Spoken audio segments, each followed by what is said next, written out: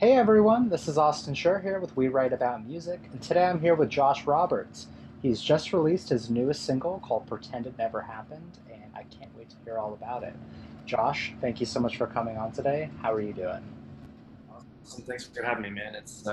I'm doing really well. It's a good day today. Excited to have this song out, and it's actually the end of a six-song process that I've been putting out song by song over the actually last couple of years, COVID time included. Sure. So really excited to have this one out and kind of culminate this project. So you saved the best for last, I'm assuming, as Yeah, and most artists do. oddly enough, call it pretended not never happened. That's the whole Sure. So Exactly. That's actually not a bad title for a name for a super interesting period of life. right, yeah. So, Yes, yes. um, well, I'm super excited to be talking to you about it. Obviously, the first thing I'd really like to know about is I want to dive into the lyrics as they feel quite heavy at times. Yeah, Would you mind sort of breaking down the message and the story behind the song for everyone? for sure, man. This song, I was really fortunate to link up with a guy that's now a really good friend of mine, um, Bobby Brinker in Nashville, and uh, we had been writing together. Just this was probably actually the fourth song that we wrote together, something like that. And he played this piano piece for me that he had just kind of been sitting on, and here, check out a couple things I've been working on. And as soon as he played this piano part, I was just like, God, that sometimes when you hear stuff, it'll just grab you and start to take you to a place. And as I said, this is really, can we write about something I'm trying to let go of? I and know.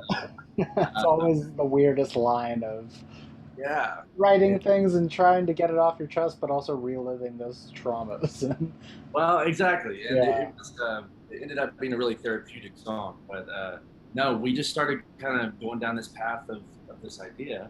And really had the song written that night in a couple of hours. And Wow. on the drive home, I remember listening to the work tape on the drive home and just having this feeling like the weight was lifted off of you, kind of thing.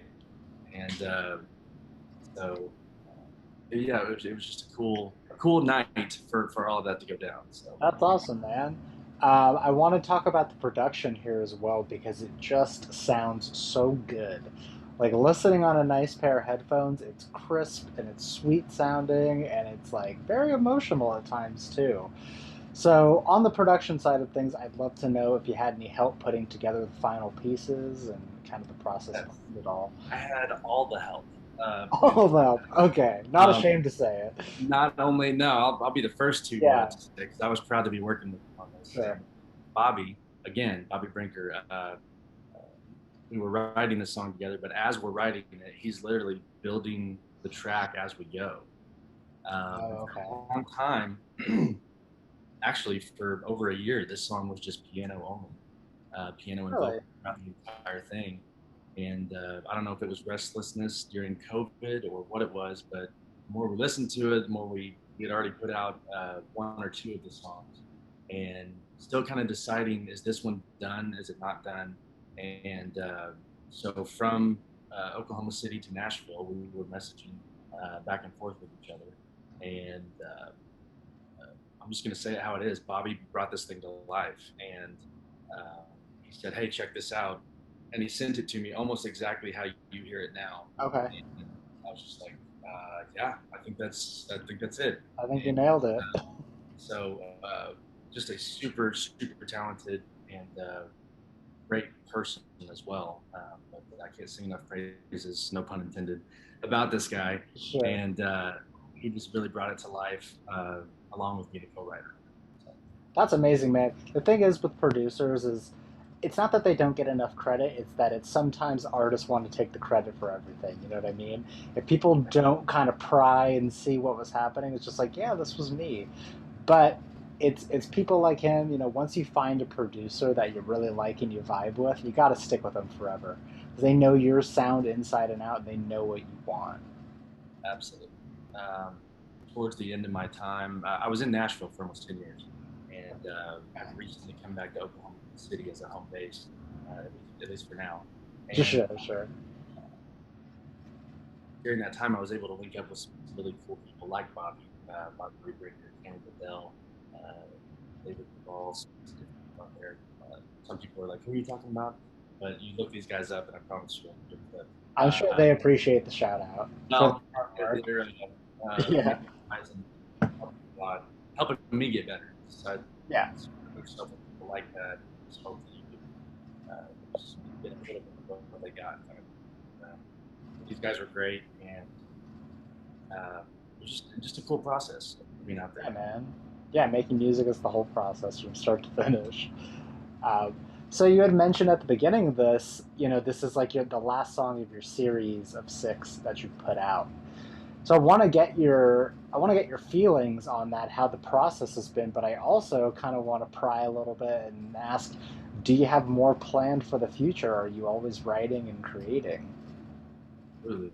Um, well, this was the 6th and final song of this project, um, and it was song by song. It was a 1 month, maybe in February or March, you release this song, and maybe 4, 5, 6, maybe even 7 months later, you put the next one out.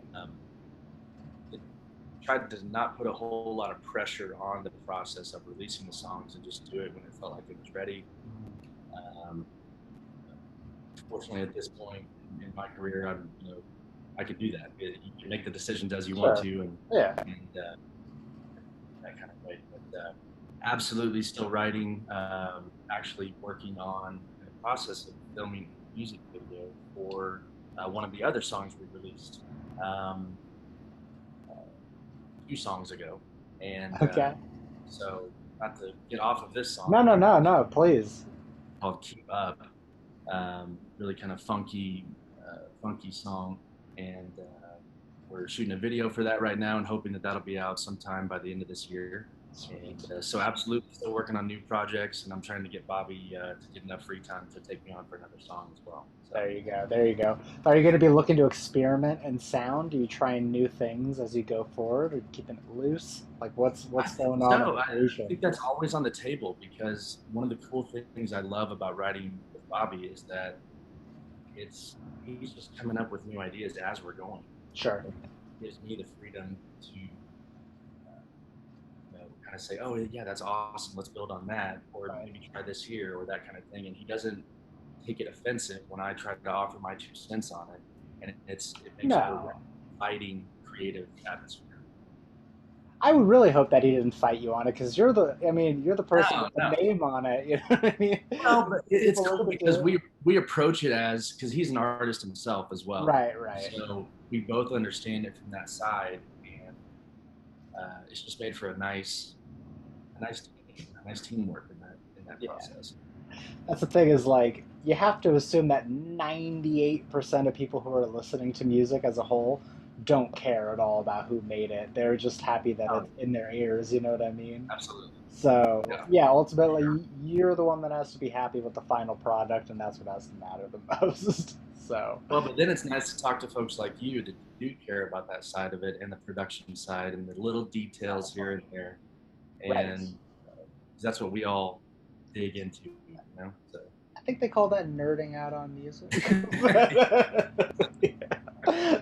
Speaking of, I want to keep sort of like digging and going down this rabbit hole bit Let's dig. because I want to hear about your process. Now I know it's just like, oh, tell me about your process of making, but I want to know how does it start for you specifically? Is it you singing in the shower? Does it come up with? Are you like on the town? You sing into your notes app on your phone, or does it just happen organically? I'll say yes, yes, and yes. Yes. Uh, Okay. it's man, it's any and all of those, to be Yeah. honest. Absolutely notes. There are voice memos that I would be so embarrassed to play for anybody on my phone. I just Oh, I'm sure of it. log Yeah. those. Um, I've I've jumped out of the shower to record a voice memo, Hey, man, you and got to I think do it. everybody has too. But um, yeah, and it's really before I moved to Nashville, the songwriting process was um, very individual, very solo. never brought anybody else into it, was scared to, never thought it was going to be better, anything like that.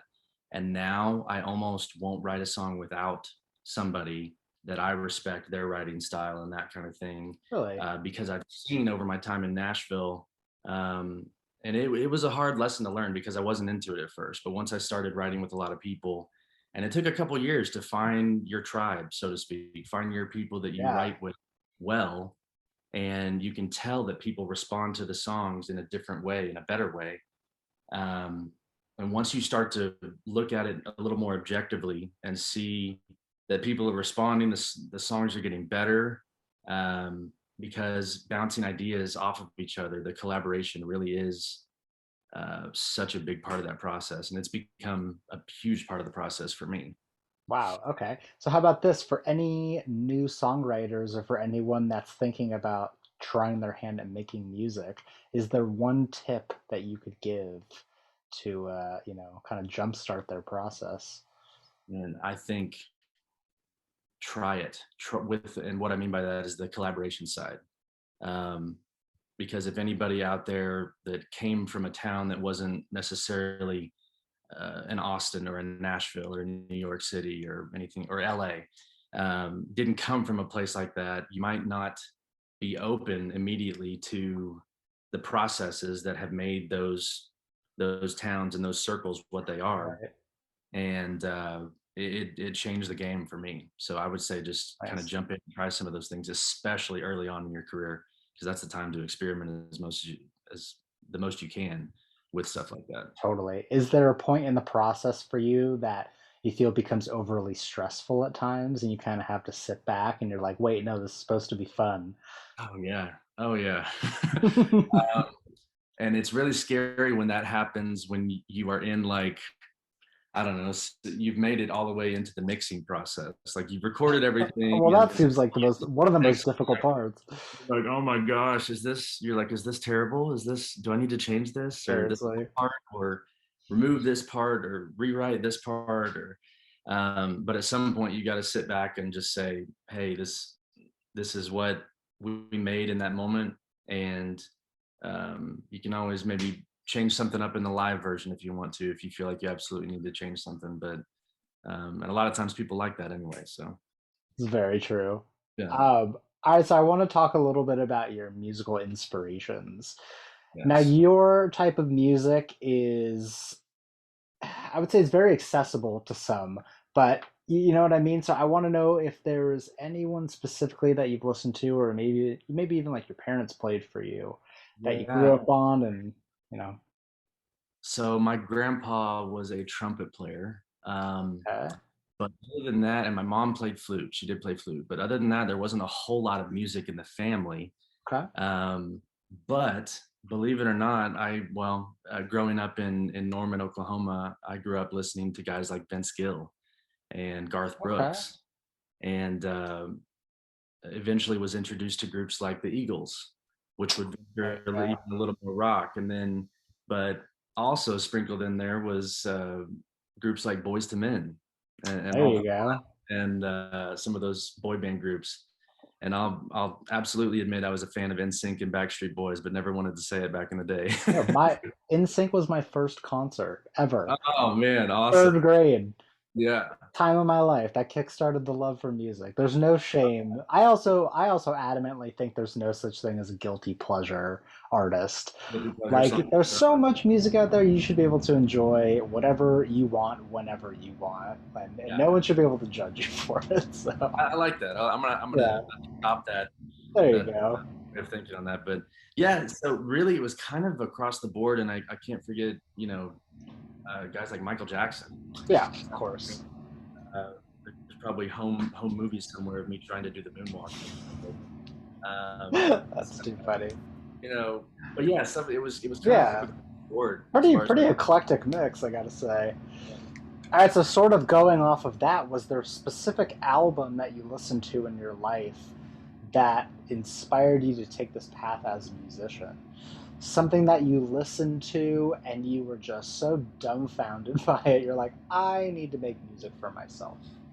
awesome question. There were a handful of albums, and kind of I go back to when I was younger, and my mom would play, at that time it was cassette tapes, in in the car, and actually someone I didn't even mention, but we would listen to Carole King, There you go. or and a lot of it did go back to guys like Garth Brooks and Vince Gill. And turned out years later, I got to open two slots in front of Vince Gill at No way. a concert we did in Oklahoma City to commemorate the 10-year anniversary of the Oklahoma City bombing that happened in Oh, '95. geez. So in 2005, they put on a memorial concert for firefighters, first responders, family Okay. members of victims, things Very like that. cool. And I was part of a group called the Oklahoma Opry, and we, about 10 of us, were brought in to perform in between guys like Vince Gill and Toby Keith and Ty England and a couple of these Oklahoma uh, uh, songwriters, performers, guys Very like Percy Webb was there.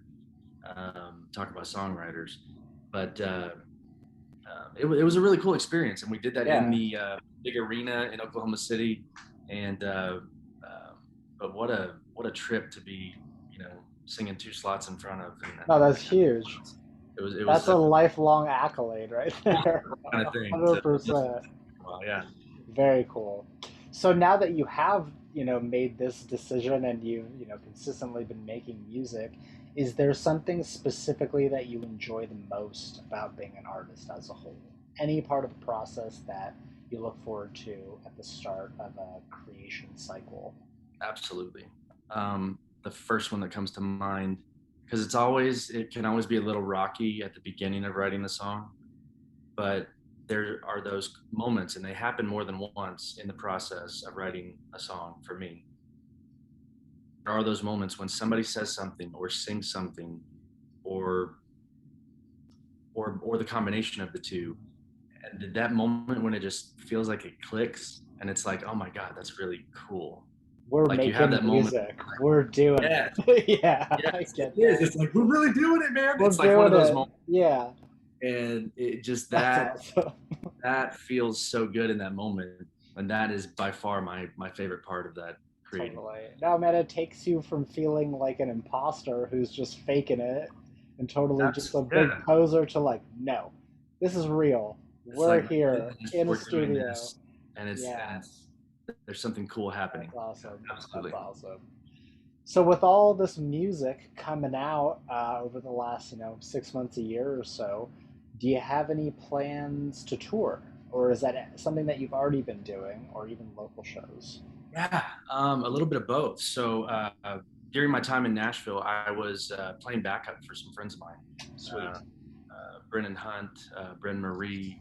There were a handful of people, and got to travel the country a little bit with Bren. She had some slots opening for Heart and Cheap Trick and Pat Benatar and some people like that. Nice. So I really got to kind of cut my teeth on shows like that, playing backup for her, which was a really cool experience, to be able to travel the country and play places like the Greek Theater and like the Ryman in Nashville, Sure, sure. House of Blues in New Orleans, and just places Yeah, that I wasn't able to get in, to play myself at the time, and it was yeah. a blessing to be a part of that, and forever grateful to her and her team for having me be a part of that. So Totally. All right, so hypothetically speaking, then, let's say you book a local show and the venue manager says to you, all right, Josh, we're super happy to have you, but you can only play one song for us.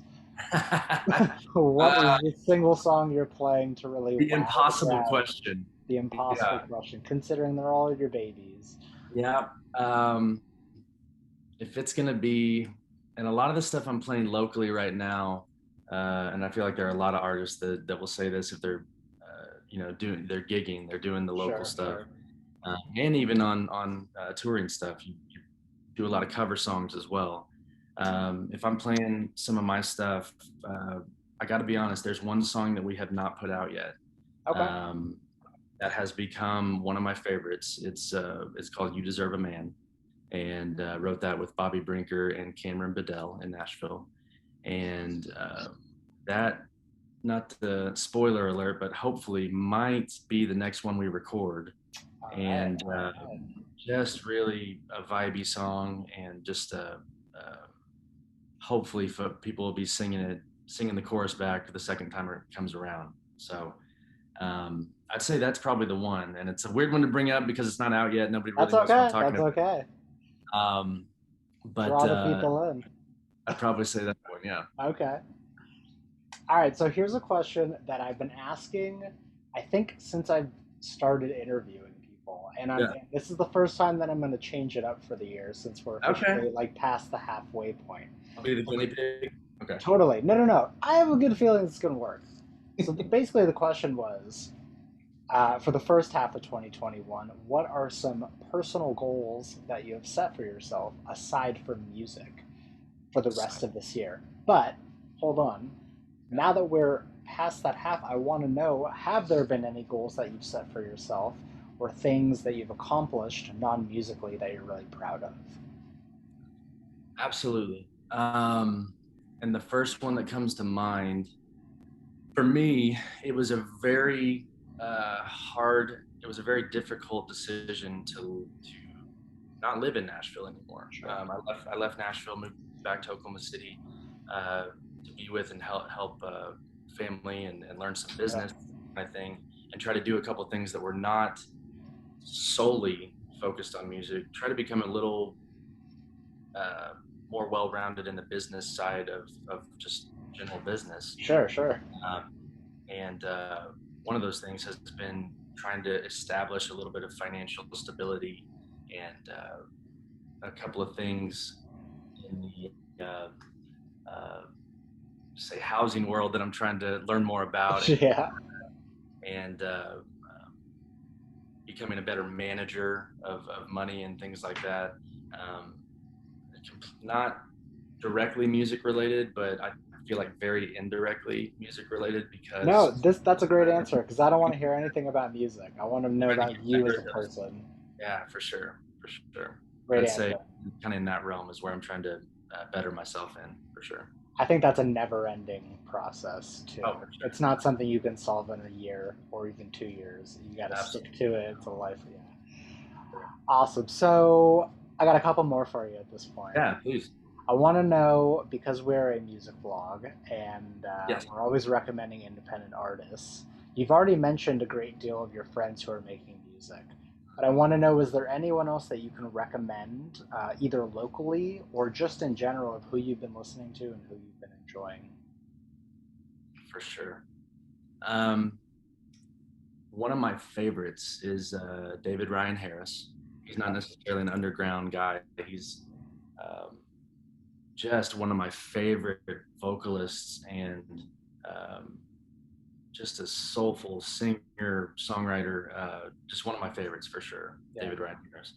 Um, I think he was playing backup for John Mayer for a while and Oh, nice. stuff like that. But amazing artist. Another one that I got really into in the past 2 years or so is the Night Game. I don't know if you've heard I have of. not heard of them. Super cool, like 80s vibe, kind of, bring that vibe back around kind of thing, but Sure, modernize sure. at the same time. Um, Definitely one of my favorites right now. I think those two would be at the top of my list. Sweet. Okay, I'm gonna check them out right Yeah, after this. Thank absolutely. you. Tell me which one you like, because I I'll will. be I will. songs stand out.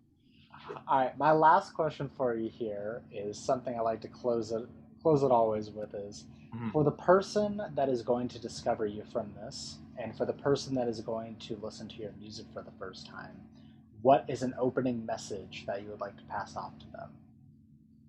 Opening message. I would just say it doesn't have to be like one word, does it?